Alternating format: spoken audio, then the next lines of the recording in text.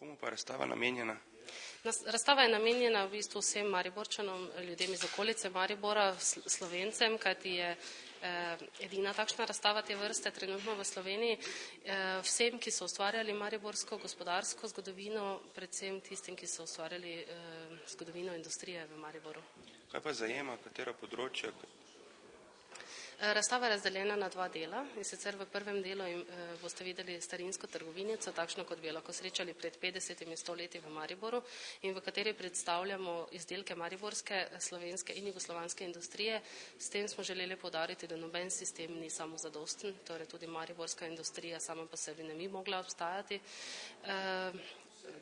Tukaj si lahko gledate tudi reklamni zid, na katerih so predstavljene neke stare reklame mariborske industrije.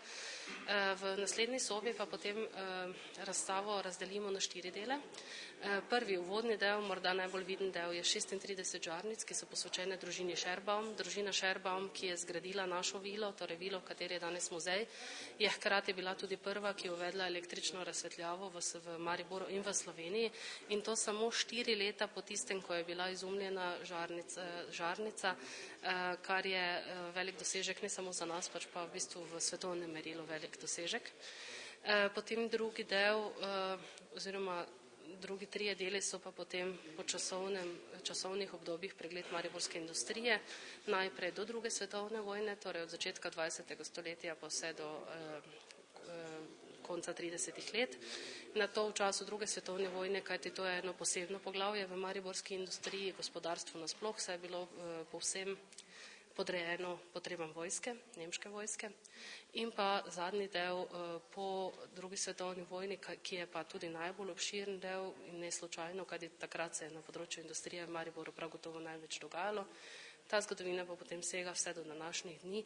Na koncu tudi razmislimo o tem, ali se bo Maribor tudi tokrat v času recesije uspel znova dvigniti iz pepela, kot se je že parkrat v 20. stoletju. Kaj je potrebno oziroma kako poteka postavitev take razstave? Ja, to je zanimiv proces. Namreč to se ne postavi material na določeno mesto, ampak se ga postavi po določenem sistemu in na določen način. Torej, tako kot trgovina, tako tudi muzej ima svojo in tehnologijo in svoje principe. Tako da to delo od začetka poteka v smislu skupnega dela z muzealci in seveda oblikovalci. Če bi šlo drugače, je to začetek slabe stvari. Po kakšnem sistemu pa je potekala postavitev te razstave? Veste, najprej treba seveda reči iz tega ogromnega gradiva, ki ga večinoma vsak muzej hrani, nek princip, kaj bomo pokazali recimo na temo, recimo pri nas, v našem primeru na temo mariborske industrije. Industrija seveda je imela avtomobile, ampak vsak del, vsak šravf, pravzaprav deli avionskih motorjev, ki so jih med vojno delali, za nemško letalstvo.